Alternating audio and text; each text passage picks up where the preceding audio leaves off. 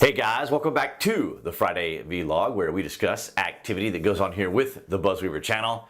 That includes things like current events, headlines that are in the news, pop culture, social media, technology, and items of interest that come up during the week that allow us to have a little bit of a dialogue. If this is your first time here to the channel, I'd like to welcome you guys here, as well as those who are returning visitors and subscribers to the channel. I want to thank all of you guys for your continued support. All right, guys, so let's get straight into this from Slate.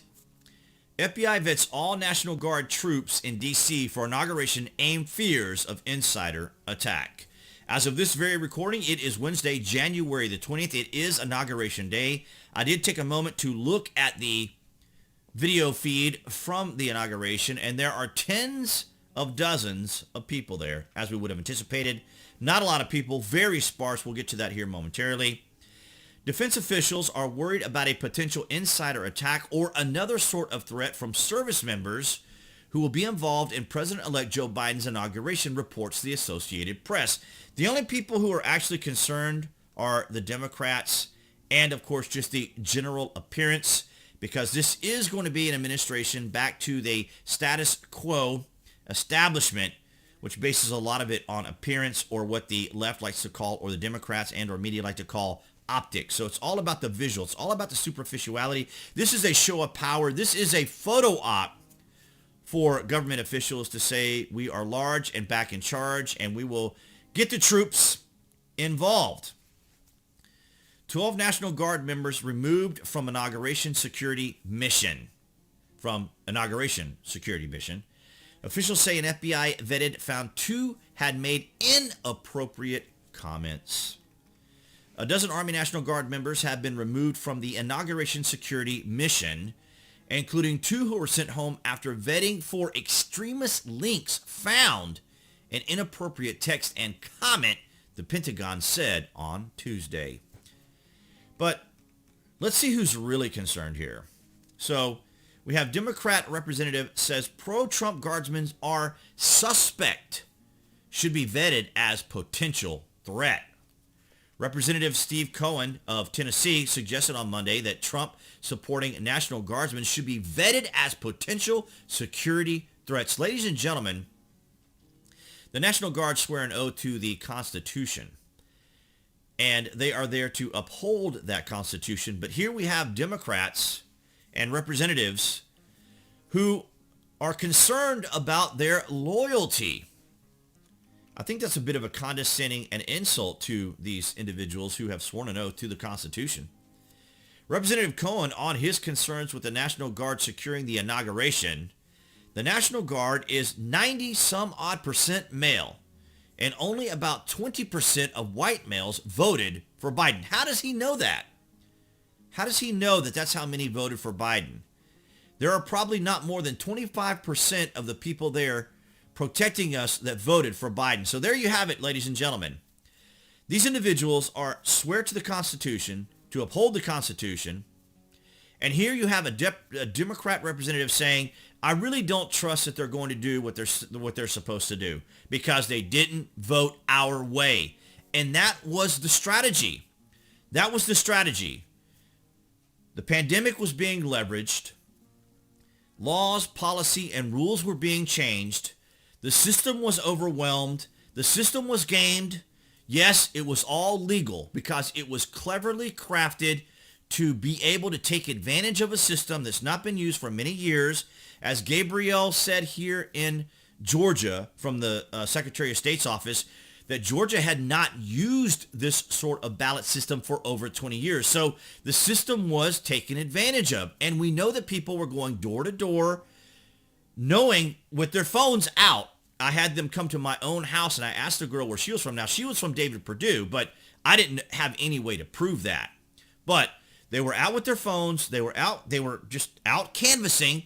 I have a feeling that they probably knew who was, like a representative here, probably knew who the registered voters were, and maybe she probably didn't know who anyone voted for, but she knew who people were registered to. But anyway, that's kind of a sad thought to think that, these National Guardsmen are there to secure the area and provide protection for President-elect Joe Biden.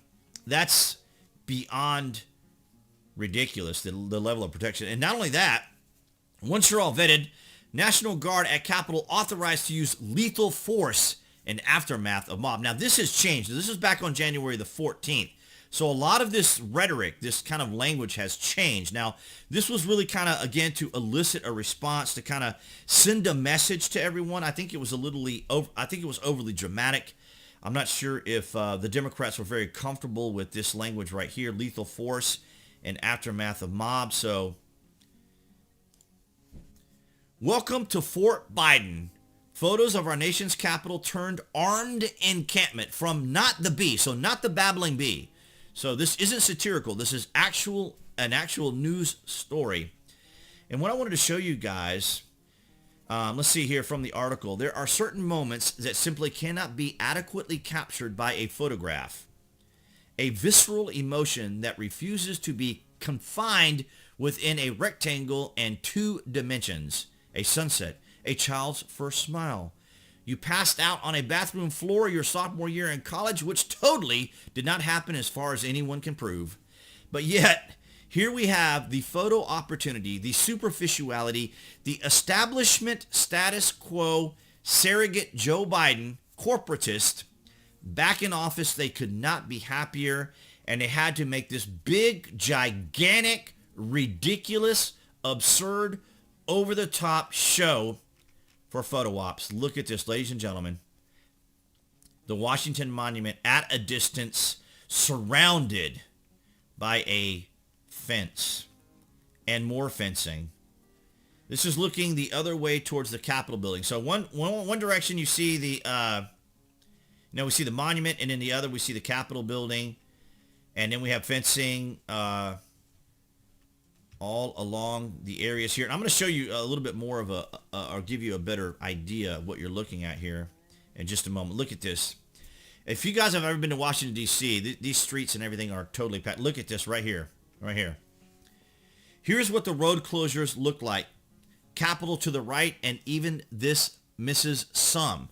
So it's kind of an idea of how it's completely fortified and shut down. Washington, D.C., unbelievable.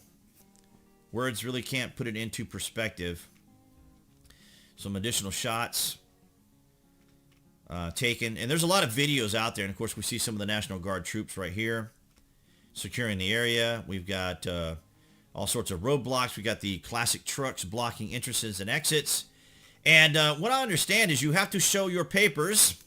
If you want to get around this area, you have to be authorized and credentialed to get in any of these areas. So that would probably explain why it's so sparse there. But as we were saying earlier, since there was so much inflammatory language coming from the media, I think everything's being toned down now as we get closer and closer to it, because this is really all about the photo op. This is all about the superficiality. This is all about sending a clear message to everyone, because here, Michael, excuse me, guys, Michael Tracy says that he asked the guardsmen why they are standing around with unloaded rifles. I don't know. I'm just doing what I'm told. And that's exactly what they're doing. They don't have to be told. It's a need-to-know basis. So to kind of keep rumors and other things from spreading, of course, it's really a need-to-know basis. So the guys are just told to, guard this location. We need you here to fortify this location, secure this area, and obviously there's no live rounds, so no particular concerns. And as we just saw, the Democrats are the most concerned about, the National Guard going rogue all of a sudden. There's this epiphany. There's some sort of code. There's some kind of Manchurian subcultured message. I meant to say subconscious, of course. I'm a little bit distracted this morning. But nonetheless, there you have it from Michael Tracy. And here you have it. This is what the National Guard is protecting. These sparse tens of dozens of people. This would probably be the press corps to cover a Trump rally, or about as many people that would cover a Trump rally right here in this blue carpeted area. But when Trump had his rallies, this would be like the people working would be working the rally all right here. And then this whole area, the streets, everything would be all filled with individuals. Now, everyone likes to make fun of the inauguration of President Trump. But again, you have to keep in mind that, people are working that support President Trump. So they weren't necessarily able to be out there in D.C. as we saw when they did come out to the Capitol to support the president during the elections and when the vote was being counted there in the Capitol. But nonetheless, there you have it. Tens of dozens of people attending the inauguration of Joe Biden, the corporatist who has been a politician for over 4 decades. And right off the top of your head, can you name anything in particular that sets Joe Biden apart? Probably not.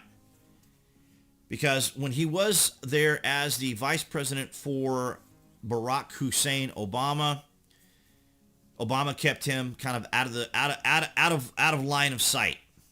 But nonetheless, there you have it, guys. We have the National Guard completely has D.C. shut down, and the Democrats still insist that they are concerned that there could be a potential uprising, which to me seems like a very condescending mood to give our National Guardsmen that are there to provide security. They're there based upon the instructions that they have been given, and yet even now the Democrats look down upon them because they're concerned that not enough of them voted for Joe Biden when they leveraged the pandemic, utilized the ballot system, all legal, so I can get through the AI here at AOL. AOL. I always say that, don't I, guys? YouTube. But nonetheless, guys, there you have it. The inauguration of President Joe Biden being protected by our National Guard and completely unrespected by Democrats. All right, guys, so that's going to wrap it up for this Friday vlog. Thank you so much for the likes, the shares, and the comments. And for all of you across all of the platforms that are following the channel, I thank you all for your continued support.